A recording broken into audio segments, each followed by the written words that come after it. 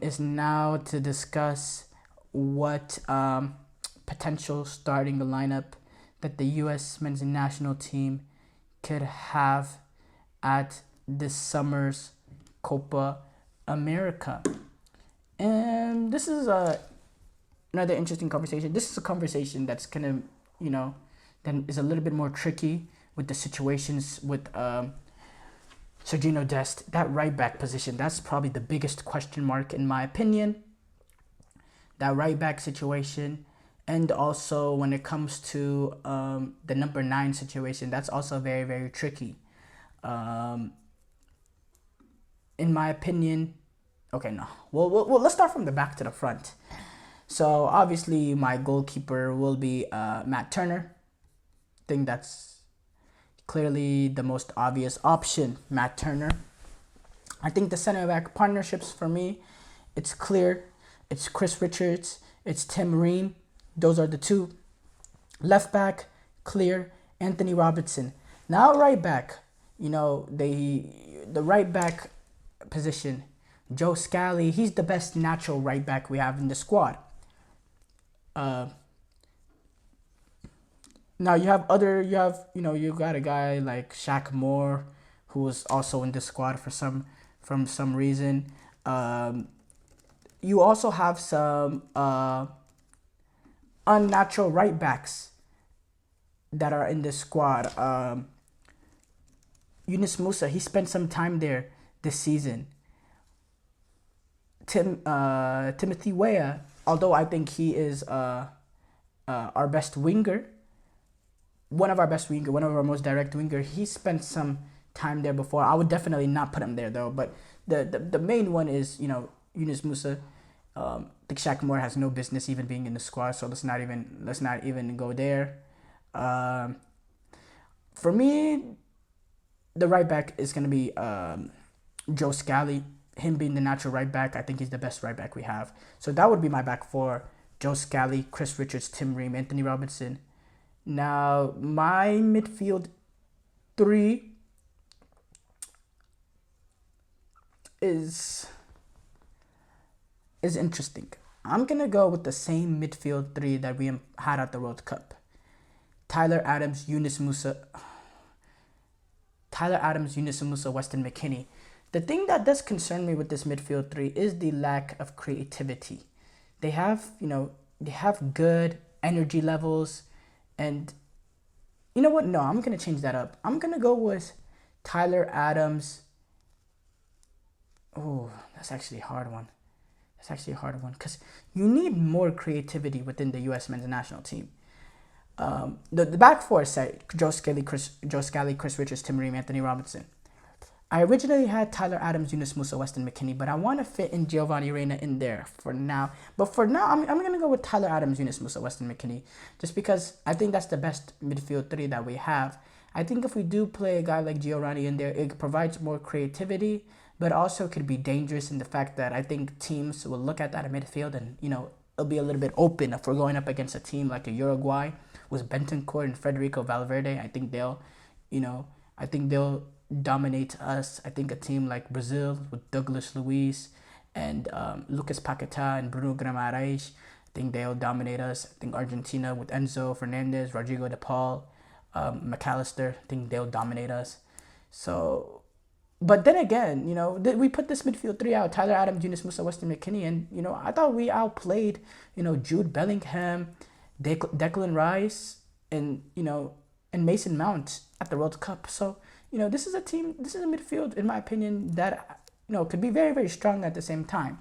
Now the front 3 for me: Timothy Weah, I think he has to start. I see some lineups without him. I think that's crazy. I think he's the main guy that we have that gives us vertical runs in behind, with his verticality, with his pace, with how direct he is. I think how he performed in the World Cup, for me, he's clearly starting out on that wing.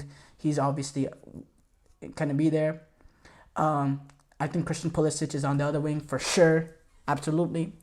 Now the thing was the number 9 position. I think number 9 position, a lot of them has a lot to say. Now Haji Wright, he provides verticality, obviously. He has pace, coming off a good season for Coventry. I think I think Josh Sargent is also a potential option, but he's injured. He's injured. That's the main thing. But before that, I thought he would have been a very, very good option because I think he plays good back to goal, and he's a guy that you could play the ball to him, and he can bring in other players and play. The ball will stick to him. It won't bounce off him like other nines. I think Pepe gives you a little bit of, a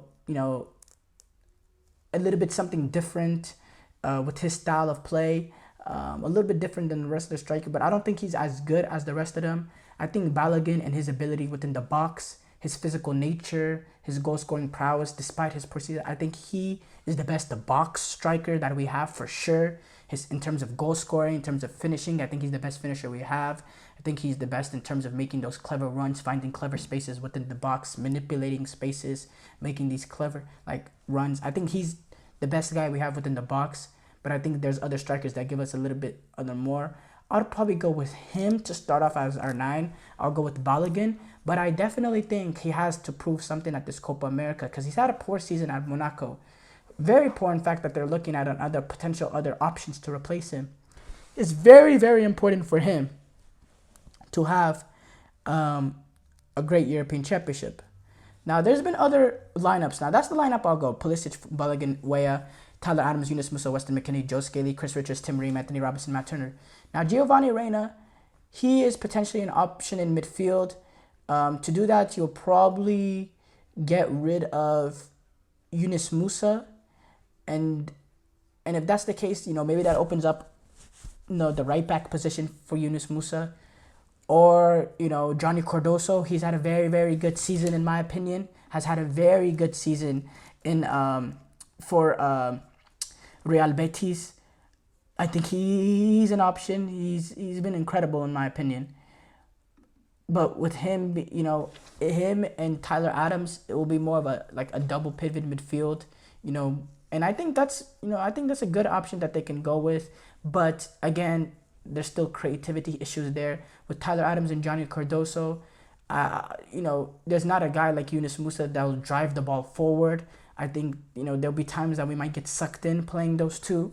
And I don't think Weston McKennie is creative enough to be someone that plays in front of Tyler Adams and Johnny Cardoso. I think naturally he likes to drop down sometimes and receive the ball. And, we will lack that midfielder that can drive the ball and take it forward and join in with the attackers with a midfield 3 of Tyler Adams, Johnny Cardoso, Weston McKennie. So it's interesting to say. Now, having a guy like Giovanni Reyna on the bench with the talent that he has maybe seems criminal, but he's had a very poor season for Nottingham Forest. He didn't play at all at Dortmund, and then it's been a disaster, his loan at Nottingham Forest. So the form is just not there. Now, the talent and ability is there, but the form is not there. And it is important for him to have a big Copa America this summer to get that new move to a club that he can, continue to be great, so he can show a club how great he is to his natural ability. It's important for him to have a big Copa America. But I don't know if he's going to have that opportunity at this one, not as a starter. I would not start him. I think his form has not been great enough, in my opinion. Obviously there was that situation that happened over the last World Cup, after the last World Cup, youth soccer situation, basically. I don't think that has a factor in Greg Berhalter's decision, but you can't say, you can't act like it's not in the back of his mind. You can't pretend like, that's not at least in the back of his mind. Let's just be 100% real. But for me, I just don't think he's been good enough. I don't think he's played enough. I think this U.S. men's national team, we're kind of getting away from the times that we were crazy desperate in the fact that even if a player having a horrible club campaign, if he had talent, we would still play him just because of the desperation we had as a U.S. men's national team because of the lack of talent that there was. But I think there's a lot of talent now in this player pool, and form could be a factor in determining between player and player A or player B. And that's a good position the U.S. men's national team find themselves in. And I think, and I also think if we had a stronger depth at the number 9 position, Bellingham would not be starting based on his form at Monaco. He is the shiny new toy, this dual national that we've wanted for such a long time, but his form is just not good enough at Monaco. It hasn't been. It's been pretty poor, and it's important for him also to have a good Copa America too.